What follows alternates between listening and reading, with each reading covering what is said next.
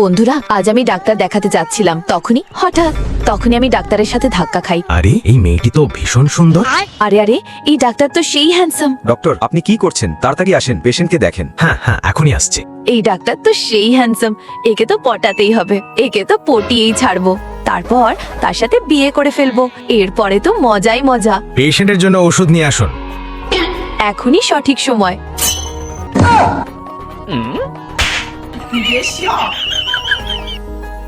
না ডাক্তার, এখন আমার এখানে ব্যথা হচ্ছে। আমার কিন্তু এখান থেকে যাওয়ার একেবারেই ইচ্ছে করছে না। যাও, সবকিছু ঠিক আছে। তুমি এখনো পুরোপুরি সুস্থ হওনি, তোমাকে কাল আবার আসতে হবে। তবে খেয়াল রেখো, আমার কাছেই আসবে, অন্য কারো কাছে নয়। তোমার চিকিৎসা শুধু আমিই করতে পারবো। শুধু কাল নয়, আমি কি সারা জীবন তোমার মনে থাকতে পারি? নটি গার্লস, হ্যালো, শোনো, কাল আমি কিন্তু তোমার বাড়িতে আসছি। আরে আমার বাড়িতে কেন? কারণ তোমার বাকি চিকিৎসা তোমার বাড়িতেই করা হবে। ওহো, মনে হচ্ছে ডাক্তারবাবু আমার ইশারাটা একেবারে বুঝে ফেলেছেন।